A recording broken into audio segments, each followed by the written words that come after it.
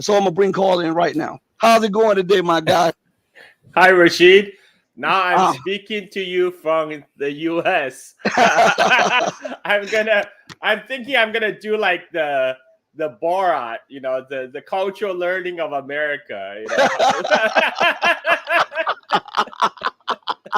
Carl, what do you think if France says that it is pulling its ambassador and its embassy staff out, and it only has minimum staff there? Why would it take weeks to months to pull out the minimum of embassy staff? And if you only have 1,500 troops, why would it take to years in to move them out of Niger? Well, that's my question, Rashid. When I first heard they say they're gonna do it by the end of the year, my question is why not now? Right. It's not that hard. It just fly in your transport military planes and you can airlift the 1,500 troops out in a couple of days. Why do you need like 3 months? I mean, what's your cooking? This is after they have repeatedly refused to vacate their embassy. And now they're saying, oh, we need some time. Well, what have you been doing for the last couple of months? What do you think is going on? Because the first thing that hit my mind is why would, if you have a minimum staff in the embassy, why would it take you weeks to months? And if you only have 1,500 troops and you are planning to acknowledge that you're no longer wanted there, especially after you say that all, and I'm going to quote him directly, the ambassador in Niamey, as well as all staff of the embassy, will return to France in the coming weeks or months, Macron told French broadcaster. He added that the military cooperation with Niger is over. So if it's over, why would it be years in before you take your military out of Niger? I mean, could there be another underhanded imperial motive why to stall this and take this over weeks and months and even to the end of the year? Well, you can never put it past the French. I mean, I like Confucius said, listen to one's words, but watch their actions. Mm-hmm. And right, and words is cheap. You Western politicians are great at delivering speeches, delivering promises, but we know they don't fulfill their promise. So we're gonna have to see what France actually do in the coming weeks or months. And what do you think is going on with Iraq? I was reading a few days ago that Iraq has ordered that within the next few months or whatever, that all U.S. dollar transactions will stop and they will use the Iraqi dinar, and it would no longer be acceptable to use the U.S. dollar in Iraq. Well, this is a global trend, Rashid. I mean, nobody wants to be liable by using U.S. dollar to be liable to U.S. sanctions. I mean, Iraq has been under pressure, has been militarily occupied by the United States for decades, and even after U.S. quote unquote pulled out, they still exceeds a lot of pressure. Remember, they assassinated Soleimani in Iraq, Mm-hmm. right? U.S. still have military asset in Iraq. U.S. also have military asset next door in Syria, which they're Mm-hmm. also illegally occupied. And these all these global South countries they're fed up. They're fed up being held hostage to the U.S. dollar and to the U.S. military hegemony. Well, now we hear that the UAE and multiple other nations in the Middle East and Northern Africa will start using their national currencies in the trade with China, and not just the trade with China, which I believe is one of the main instigators in the push for economic independence. But they're going to use them within trade with each other, which stops the mafia man from getting his cut. How do you think that the mafia man will react to nations constantly say, "Hey, you're no longer able to get in our business, tell us what to do, and we're no longer getting the cut"? How do you think the U.S. will act? Well, I mean, I don't know if people might remember that clip from Marco Rubio, and when he was freaking out in front of Congress that, oh my God, they're pushing for de-dollarization. few 5-10 years down the road, we won't be able to sanction them anymore. Today, Brazil, in our hemisphere, largest country in the Western Hemisphere south of us, cut a trade deal with China. They're going to, from now on, do trade in their own currencies, get right around the dollar. They're creating a secondary economy in the world, totally independent of the United States. We won't have to talk about sanctions in 5 years because there'll be so many countries transacting in currencies other than the dollar that we won't have the ability to sanction them. Well, that's exactly the point. People don't want to be arbitrarily sanctioned by the United States. And countries like Iraq and UAE, guess what? Their currency can be backed by something. They have oil and gas. That's a real commodities that's desired by the global community. What is a US dollar backed by? The US dollar is backed by your trust, quote unquote, in the US government. And it's IOU, essentially. It's IOU. You're trusting the US government is going to pay you back the same value of the dollars that you initially purchased with. So people are seeing through the scam right now, and they say, okay, it's better that we stick to our own currency because our own currency actually worth something. We have the commodity to back our own currency with, and we can get manufactured goods from China. What do we need United States for? Well, I find this rather ironic that tensions are now brewing between the Philippines and China. And the United States has expanded multiple areas of bases across the Philippines in her effort to try to surround China and hem the Chinese military in. And at the same time, there was an announcement that China has led the BRICS nations to start selling off large assets of dollar-denominated bonds or whatever. Do you think that all of those things are connected? And what is on the mind of the empire to continue to antagonize the very nations that fund its military and its government? I mean, it seems to me that it's lunacy. The U.S. Congress and much of the U.S. government is basically a lunatic asylum right now. These people are insane. These people are cut off from the daily reality of the average American people they're supposed to be represented. The funny thing that you mentioned Philippines, because China-Philippine tension just wasn't there during the previous Filipino presidency of Duterte. Because Duterte said, China, we like to work with you. Whatever difference we have, we can work through it. But most important thing is we want to develop trade ties. We want to be more independent from the United States. So things were doing good. And guess what?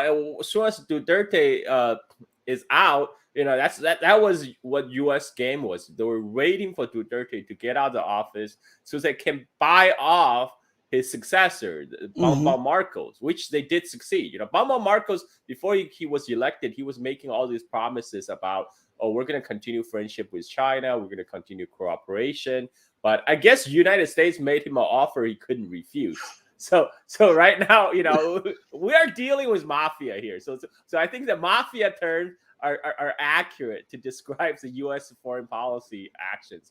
And so right now, Bongbong Marcos has fully signed on with the U.S. containment strategy of China, including inviting U.S. military bases back to the Philippines, which from where they've been kicked out of in the 1990s. U.S. had military bases, both naval and air base, the Clark Air Base in the Philippines since the Vietnam War. And then in 1990s, the people of the Philippines decided enough is enough. All these U.S. military men, only thing they bring is crime, crime, prostitution, and they want them out. And that it was done. And now U.S. is trying to sneak back in. And their excuse for coming back is, of course, the China tensions. And they are cranking up tension with China, and not just China, but also Russia.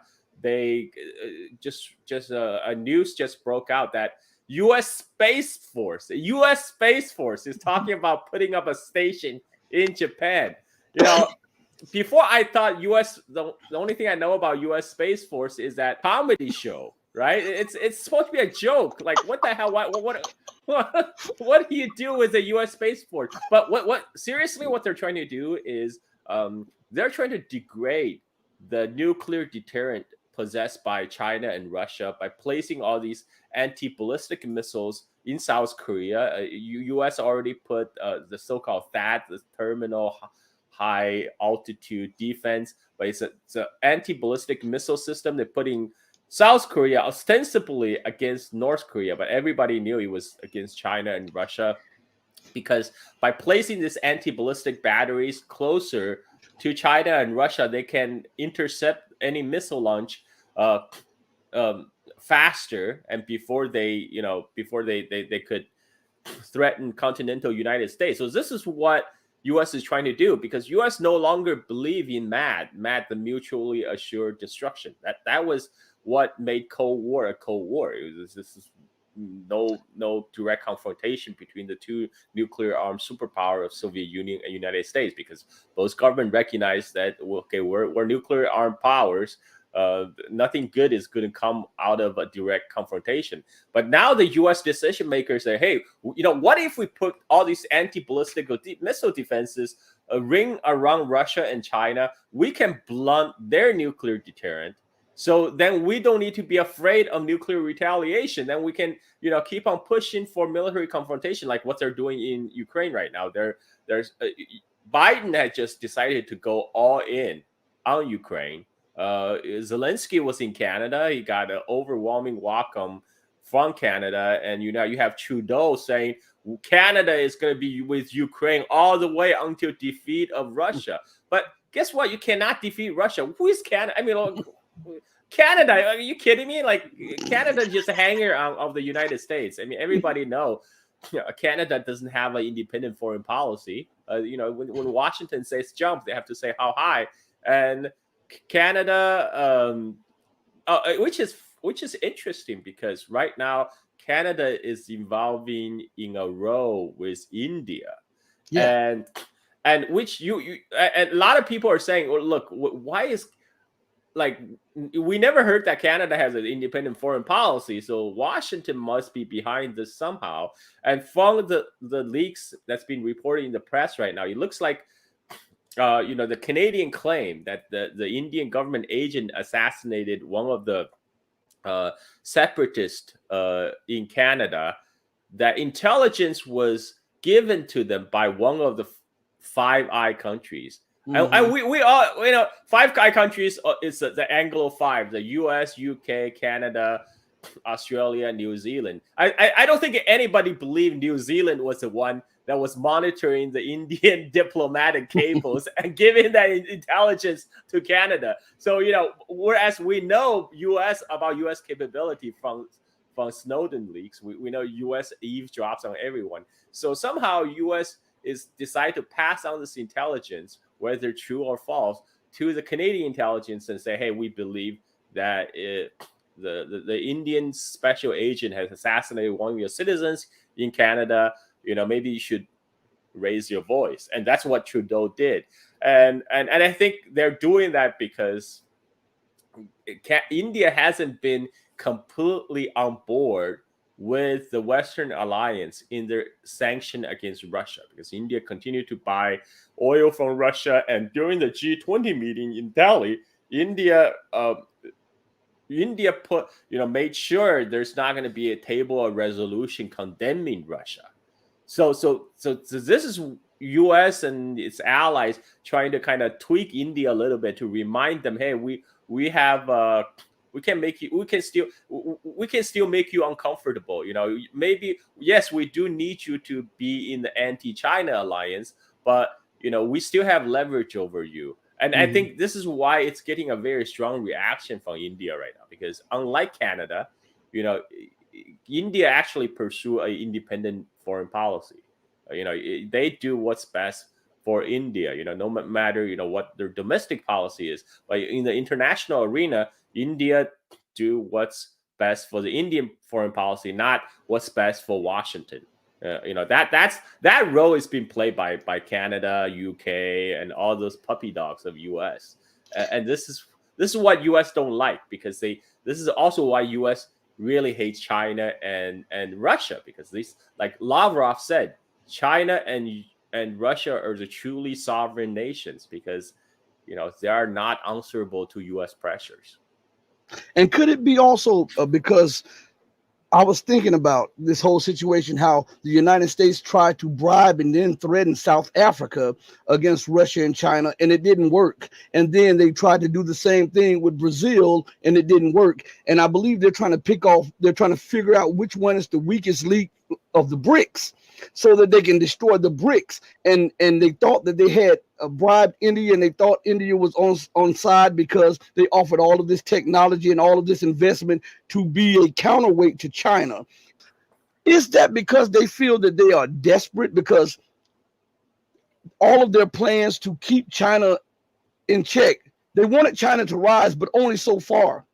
They never wanted Russia to reemerge. They never wanted the South Africa to have an independent policy. Isn't that desperation setting in? And they're just trying to latch their train on anything that can keep it going in motion before collapse?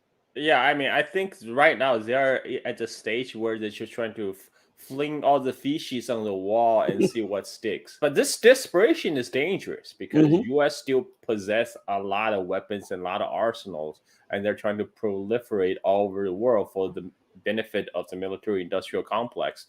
And it's sad. At the same time, I think at this point, it's no longer about winning. So it's for them, it's like Assange said, it's about forever war. It's just like Afghanistan. U.S. didn't go to Afghanistan to win a war. They went to Afghanistan to launder all this money into the military-industrial complex. I mean, this whole thing is a scam. It's a grift to funnel everybody's money. Like including all the money of the taxpayers in U.S. and in Europe back into the pockets of Lockheed Martin, of Boeing, of Raytheon, of all these and all these think tankers affiliated with all these defense industries. This is what U.S. has been doing. The U.S. This is also explains the U.S.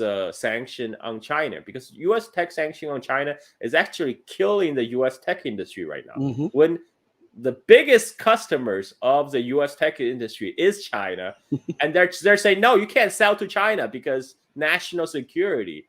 I mean, so it's obviously not benefiting U.S. tech industries, but it's benefiting the defense industry. So the U.S. weapon manufacturers are choking off everybody's livelihood, just to fatten themselves. This is, I don't know how long. I mean, everything will work until it doesn't. So I'm interested to see, how we all know this is not sustainable. The empire is not sustainable. We're just waiting for it to reach the breaking point at this point. And their policies, before I get to a main point that I want to say something, go back on something you're saying about how they're trying to choke off China's industries by choking off their own industries.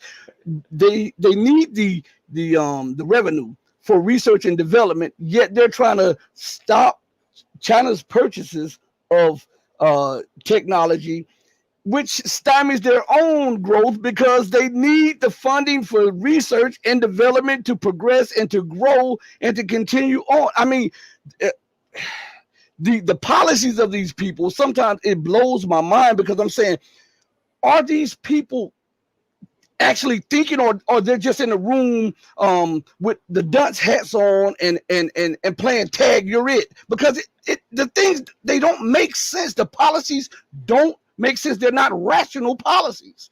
Would you agree with that?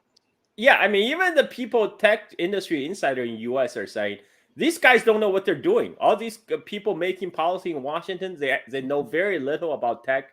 They know very little about the state of U.S. tech industry. And he said their policies are killing us. Their policies are killing the U.S. tech industry. On the other hand, I don't know if these people really cares, because their grease, their bread is getting butter elsewhere. They're getting grease from all the defense manufacturers who are profiting from all these high tension with China and Russia. They're now their factories are humming to try to supply weapons to Ukraine, and now they're trying to sell more weapons to Taiwan. One of U.S. Best customers. It's like this giant parasites on the U.S. economy. That's getting bigger. I think the American people really just need to wake up to the fact that they're being taken for a ride. One thing that shocked me when I came to the United States is I take my family. We landing LS, and I took my family to a Burger King. Oh, Carl's Jr. Actually, Carl's Jr. I took my son, my junior, to Carl's Jr. And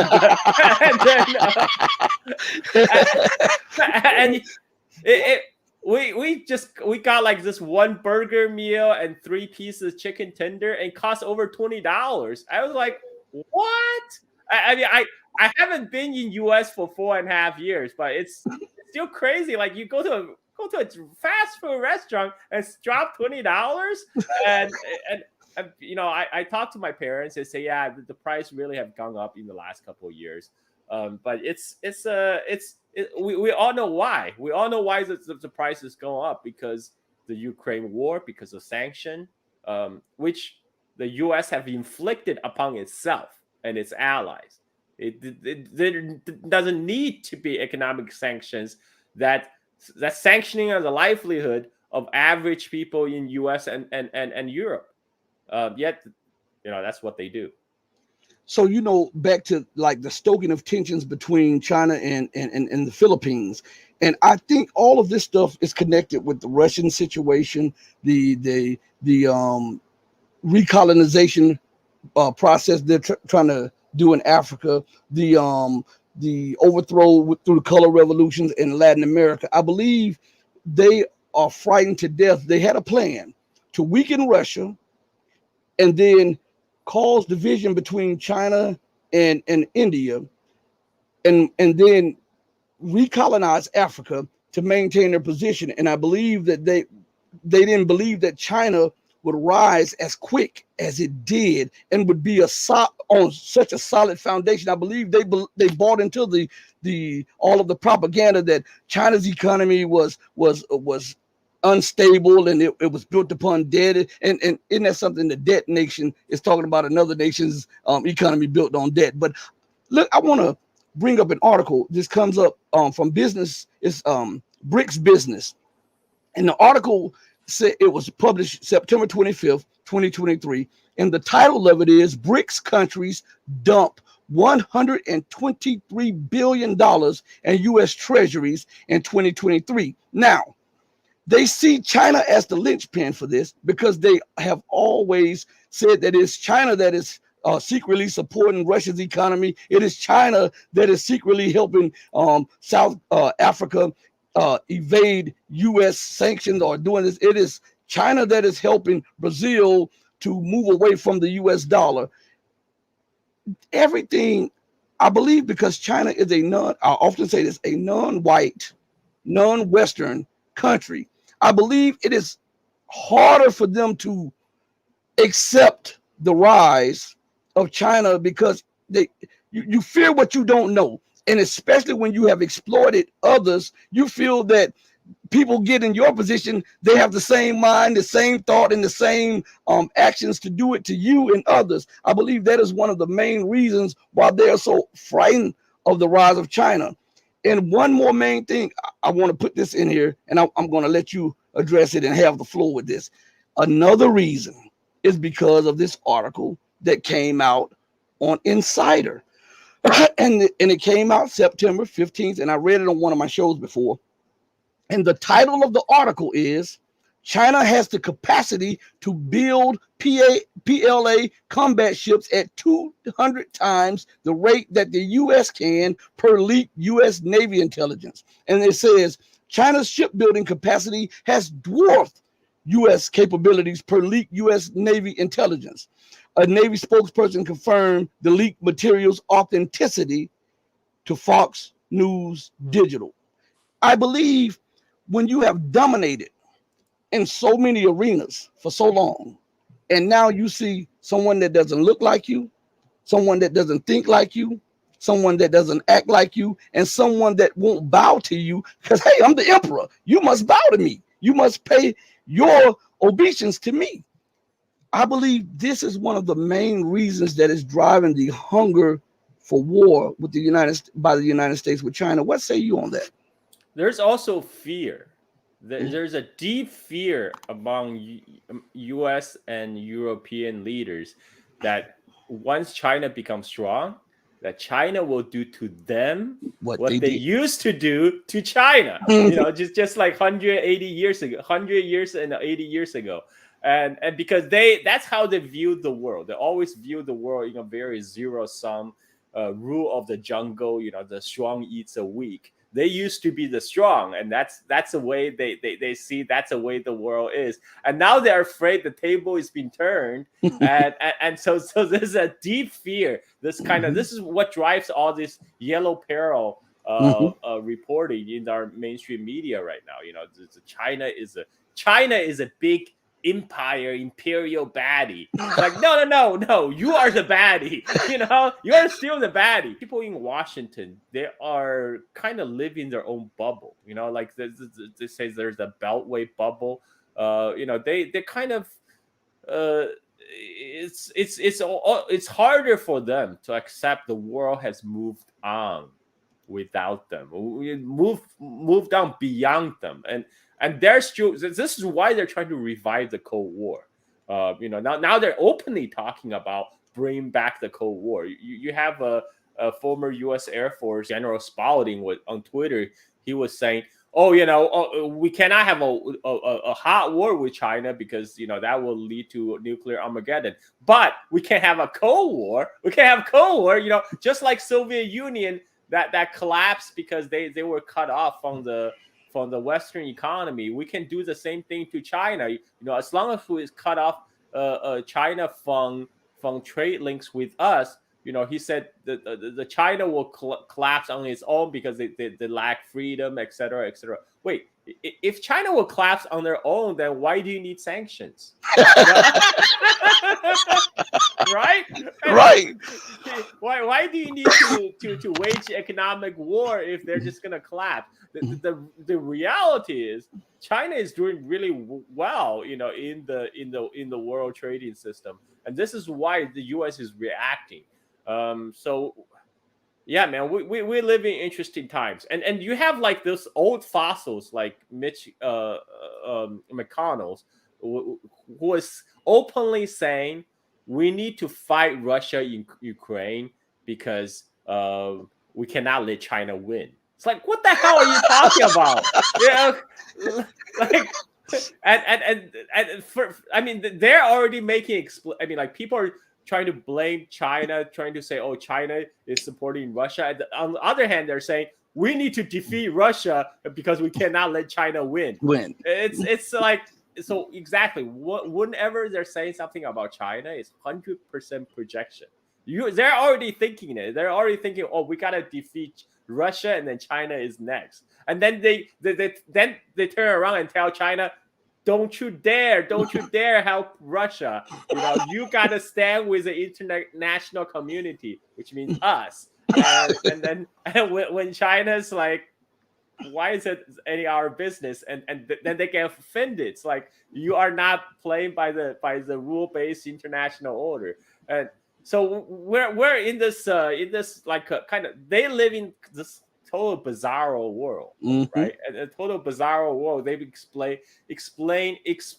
They're expecting everyone play by their rules. Like this General Spaulding, he said, we're gonna cut off China. Well, you're gonna cut off You're gonna cut off yourself. The rest of the world is still gonna trade with China.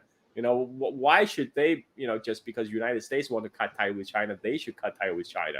So what you're going to have is China will continue to trade with the rest of the world, and the U.S. and its allies will have to put up this wall or this barrier, which is just going to make the inflation much worse. It's going to make the economic situation in U.S. and Europe much, much worse than it is even now. And I'm still... I have to say, the American people are incredibly patient to put up with all these jackasses in Washington. If I was shocked by kind of the inflations happening in U.S., how did the people? maybe you can speak to this, Rashid. You live in U.S. for the last 4.5 years. You know, it's like this, and this is what I believe. Okay. I believe until the house of cards fall, the people are being pacified so much with propaganda. They're still living in the idea of American dominance, American prosperity, American power, American influence. They're still living in that idea. And it's hard when a person has an idea and a belief, it's hard to turn them from that, even as you present facts. So it's going to take an economic collapse. It may take a war that exposes America to be a hollow military power. It may take other nations to just sanction America too, to show you no longer have the sole prerogative to do as you please and to sanction other peoples without ramification. And I believe that all of that is building to a crescendo right now. And especially when you're dealing with China, again, I go back to something specifically. See, you were being diplomatic about it, but I'm going to tell it like it is. They're talking about we're going to sanction China. Okay, do it. I'm the person, I'm the Nike spokesperson. Let's just do it. And let's see the consequences. What will happen is hyperinflation. What will happen is you will have a self-imposed sanction on you because 93 to 95% of all goods on all shelves in all stores come from China or a subsidiary of China, which means that now you have massive unemployment, massive store closures, shipping shut down, which means you have bank defaults because those companies can't repay the debt that they borrow from the banks, which means you have a economic meltdown, which would bring the empire to a standstill, and people will stampede out of the dollar, causing a flight from the dollar, which will cause a total implosion of the Western world, because the Western world is predicated and based upon dollar domination. So you were being diplomatic about it. I have to put it out there like that. And it's the truth. But you can't, but Rashid, you can't even sanction China without sanctioning the rest of the world. Because look at what they did the past few years. Biden has been talking about so-called friendshoring, which means they're not talking about onshoring. They're talking about friendshoring. So they're forcing the multinationals to shift their supply chains away from China to other countries like Vietnam, Philippines, Mexico, etc. And so what happened is the U.S. direct import from China has declined, but U.S. import from the other countries, Mexico, Vietnam, has going up, and the Chinese trade with Vietnam and Mexico is going way up. Yeah. So unless U.S. sanction all the countries in the world, the Chinese goods is going to continue to flow via proxies, and the American consumers just have to pay a premium for that extra transit fee, which is what we're seeing right now. This is why the inflation is going up, right? Because now they're doing all these things to distort the trade. They think the people in Washington, they can like file the report. Look, the direct import from China is down. We're doing our job, but they're not living the same world that the average American live in. They probably don't go buy grocery for themselves, the family. They don't see the price tag, pricing. I mean, and anyway, for the daily necessities purchases, which matters a lot for average Americans, that doesn't matter for all these billionaires and millionaires in Congress. For them, it's just a number. So they're not the ones that's being impacted by the sanction that they themselves have put on everyone through. So it's we don't have we have this like very strange disconnect between the people who make the decisions that impact on everyone else, and then they're not the ones that are suffering the consequences. I think that's the problem. But you're right, because the average Americans, average Europeans are being subjected to intense bombardment of propaganda from birth. So I don't even know if they realize what is going on right now. And I see someone, Diane says, USA can print all the money it needs. It's true. Right now, US can keep on printing money because US dollar is still the world's reserve currency. But again, that's another thing that everything will work until it doesn't. That's I right. mean, right now, yes, as long as the dollar is the world's reserve currency, that will be fine. But this is why a lot of the country are shifting away from the dollar. This is why people are like BRICS country are calling for dollarization, and this is why Marco Rubio is freaking out. And we're just talking about matter of times here. We're not saying if, we're saying when. When the de-dollarization will reach its final conclusion. I think it will probably take a little longer. My guess it will probably take. The dollar will probably unwind over the course of a decade, but when the speed picks up, it's like the snowball rolling down the hill. It's gonna get bigger and faster and scarier. It's gonna be very scary when it reaches the end. I digress with that view. I believe that it's going to be sooner rather than later, because all of the economic and political and cultural barometers point towards an event of the magnitude of which we've never seen before. And I want to advance something to those of you who are watching real quick. Before I do, I would like for all you all to hit the like button, subscribe if you're not a member. If you're not subscribed, think about becoming a channel member. This is my guy right here. I'm telling you, this is my guy on here. So I want you guys to please hit the like button. But I want to advance something to you.